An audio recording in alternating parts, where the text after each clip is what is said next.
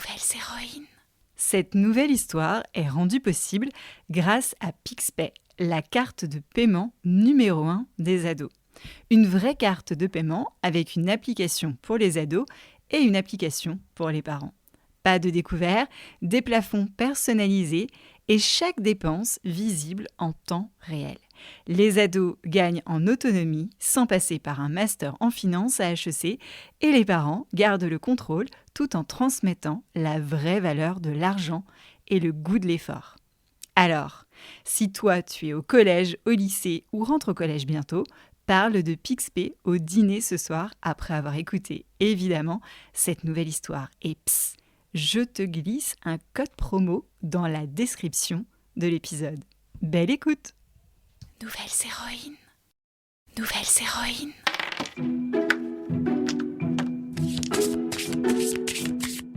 Elle a inventé l'un des jeux les plus célèbres au monde. Tu sais, celui avec la rue de la Paix, la casse-prison et des petites maisons vertes et rouges. Tu vois de quel jeu il s'agit ? Et elle jouait déjà aussi très bien à un autre jeu, celui de refuser d'être rangé dans une boîte et surtout qu'on lui marche sur les pieds. Pourtant, un homme a réussi à la mettre aux oubliettes bien sous le paillasson où il s'essuyait allègrement avec ses pieds. Nouvelles héroïnes. Salut toi, je suis Céline Steyer, celle qui murmure à tes oreilles des récits d'aventures insolites, de dépassements de soi et de destins extraordinaires à travers des histoires vraies de femmes qui ont osé faire de leurs rêves une réalité. Des histoires pour t'aider à grandir en confiance et trouver ton propre chemin. Bienvenue dans le monde surprenant des nouvelles héroïnes. Nous sommes en 1866, dans l'Illinois des États-Unis d'Amérique. 1866, c'est une année où le pays n'a pas du tout envie de se reposer. Parce que la guerre de sécession vient juste de se terminer. Enfin, un an plus tôt. Tout le monde est encore sonné après 4 années de combat. Des villes ont été détruites, beaucoup de familles sont en deuil, et tout le monde se demande « on fait quoi maintenant ?» En 1865, le 13e amendement a été adopté. Et l'esclavage est officiellement interdit.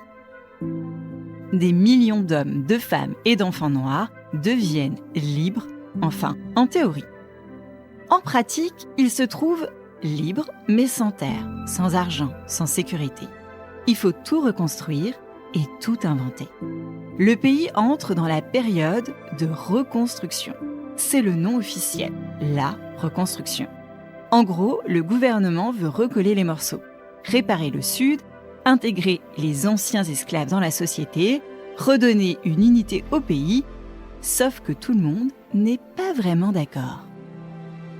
Le Congrès adopte ainsi le Civil Rights Act de 1866. C'est le premier texte de loi américain qui dit, noir sur blanc, que toutes les personnes nées sur le sol aux États-Unis sont des citoyennes. Pour l'époque, c'est énorme, révolutionnaire même. Lizzie naît pile au moment où le pays essaie de devenir plus juste, plus égalitaire et aussi au moment où ça fâche beaucoup de personnes. On discute droits civiques, égalité, progrès et dans sa maison, on discute encore plus fort. Son papa James est un abolitionniste et défenseur des droits des femmes. Il parle d'économie comme d'autres parlent, de la pluie et du beau temps. Il débat, il explique, il s'enflamme. Et surtout, il lit Henry George, un économiste qui pense que la Terre appartient à tout le monde et que les richesses doivent circuler. Papa Maggie enseigne tout ça à Lizzie, qui grandit en pensant que les injustices doivent être démontées comme des meubles Ikea. Et Lizzie, elle adore ça, démonter les trucs injustes. Elle n'a aucune envie d'être une gentille petite femme bien sage. Elle devient sténographe, comédienne, inventrice, journaliste. Elle change de métier comme d'autres changent de chaussettes. Sauf qu'à cette époque, quand on est une femme, gagner sa vie, c'est compliqué. Même très compliqué. Un jour, exaspérée, Lizzie dépense de l'argent pour publier une petite annonce dans les journaux. Attention, la voici, écoute bien. Jeune femme américaine à vendre comme esclave. Pas très belle, mais très motivée. C'est un scandale. Les journaux s'étouffent, les lecteurs tombent de leur chaise. Lizzie, elle, sourit et toque. Elle veut faire comprendre que les femmes sont traitées comme des machines. Et elle a décidé que ça suffisait. Lizzie lit les théories d'Henri George, comme son père. Elle comprend que le capitalisme, tel qu'il fonctionne, appauvrit les pauvres et enrichit les déjà richissimes. Rockefeller, Carnegie, tout ça. Alors elle se dit, bon, on n'enseigne pas l'économie à l'école, donc je vais le faire moi-même. Mais en mieux, en plus rigolo, je vais inventer un jeu. En 1903, elle crée The Landlord's Game. En français, le jeu du propriétaire foncier. Avec un plateau, des cases, des loyers, des terrains, des impôts, de l'argent qui circule. Mais surtout, tu peux jouer de 2 façons. Lizzie Maggie, elle veut montrer comment les monopoles appauvrissent les gens et comment un système plus juste pourrait fonctionner.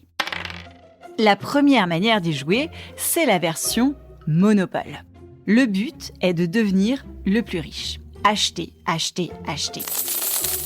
Faire payer des loyers, ruiner les autres joueurs jusqu'à ce qu'il n'en reste plus qu'un.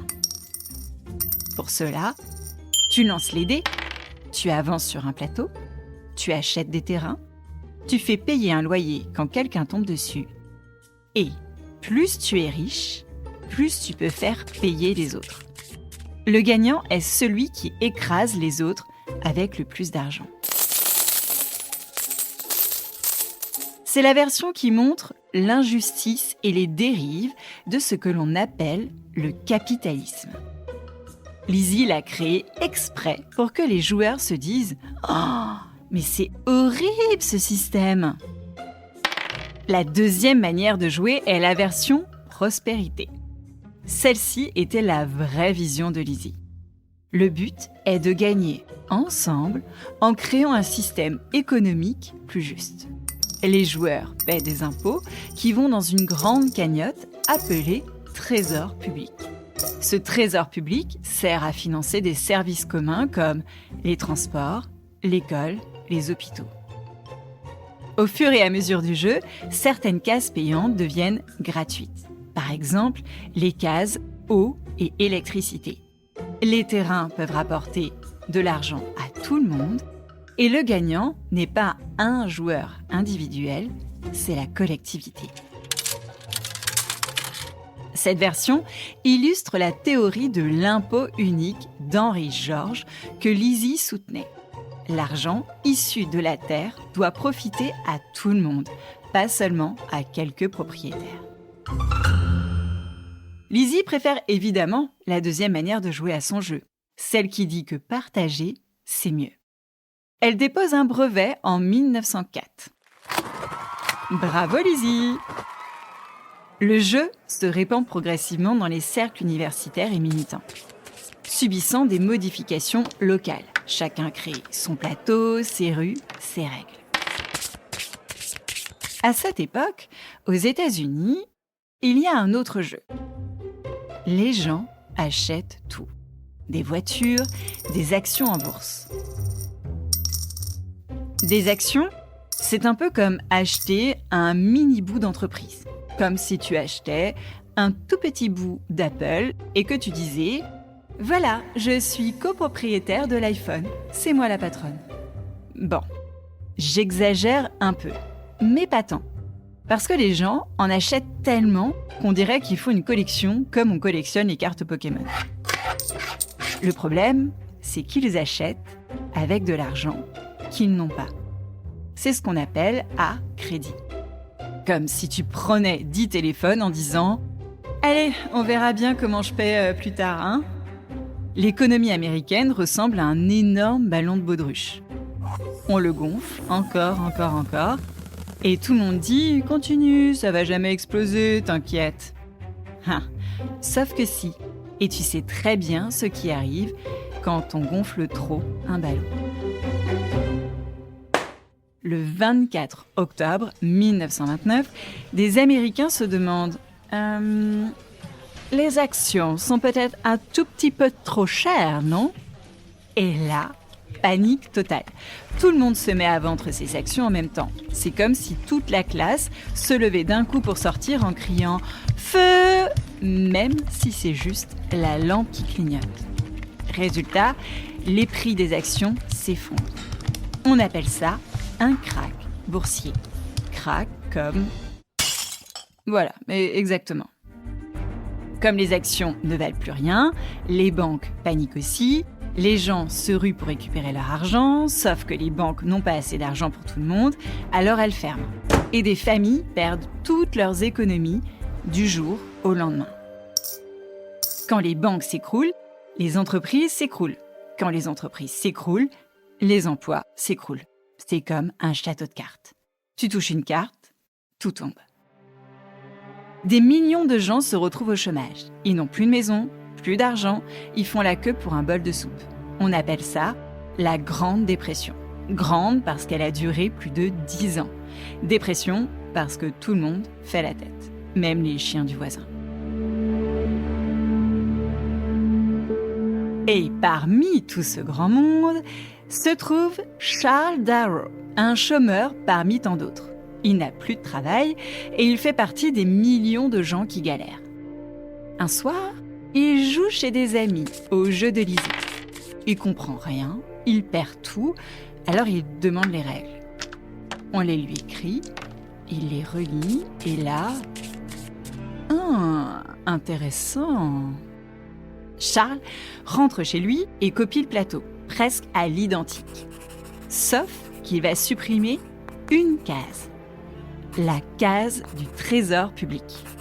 Plus de partage, plus de solidarité. Il ne garde que la version où on écrase tout le monde. Celle que Lizzie avait nommée Monopole. Puis, il dépose un brevet et appelle ça Monopoly. Voyons. Et là, accroche-toi, Charles rencontre le fabricant de jeux Parker Brothers en 1935. Parker Brothers adore l'histoire du pauvre chômeur en pleine dépression qui invente sur un coin de table un jeu génial qui va sauver sa vie. Ils acceptent d'acheter les droits pour le distribuer au plus grand nombre d'Américains. Le succès est immédiat, les boîtes s'arrachent et les billets imprimés dépassent presque les vrais dollars. Charles devient millionnaire. Pendant ce temps, Lizzie, la vraie inventrice, touche $500. Oui. Et disparaît des manuels d'histoire.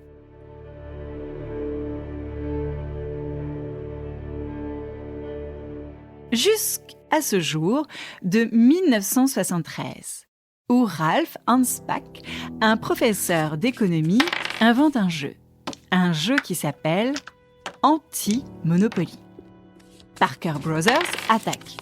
Mais Ralph fouille, cherche, il remonte les pistes et découvre les brevets de Lizzie Magie.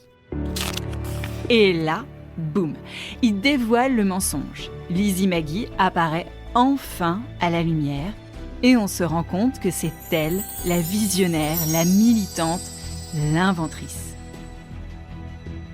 Et pas Charles Darrow. Lizzie Magie meurt en 1948, sans fortune, sans reconnaissance. Alors, tu comprendras pourquoi je voulais parler d'elle, raconter son histoire de pionnière. Toi qui as peut-être déjà joué au Monopoly, tu connais maintenant la véritable histoire de ce jeu. Le jeu de Lizzie Magie voulait expliquer l'injustice, pas l'encourager. Elle voulait éveiller les consciences et pas remplir les poches. Si tu ouvres une boîte de Monopoly, pense à Lizzie. C'est elle la créatrice, celle qu'on avait oubliée, celle qu'on n'oubliera plus, une nouvelle héroïne de son temps pour toujours. Nouvelles héroïnes. Nouvelles héroïnes. Nouvelles héroïnes. Nouvelles héroïnes. Nouvelles héroïnes. Voilà, c'était l'histoire de l'inventrice du jeu Monopoly, Lizzie Maggie. J'espère que ça t'a plu et que tu ne verras plus ce jeu de la même façon. Si tu as aimé cette nouvelle histoire, dis-le-moi en laissant un commentaire et 5 étoiles sur Apple Podcast, sur Spotify ou en demandant à tes parents de m'envoyer un message vocal sur le répondeur ou écrit sur Instagram. Et avant de te laisser retourner à tes occupations ou rêver encore plus grand, Nouvelles héroïnes est ceci disponible en livre. Tu peux le retrouver chez ton libraire préféré ou en ligne. Je mets tous les liens dans la description de l'épisode. Ton soutien est tellement précieux pour continuer de raconter ces histoires à encore plus de filles et de garçons. Je compte sur toi pour en parler à ton école, à ton cours de danse, théâtre, football, à ta boulangère et même au contrôleur de bus. À bientôt avec Nouvelles héroïnes. Nouvelles héroïnes. Nouvelles héroïnes. Nouvelles héroïnes. Nouvelles héroïnes.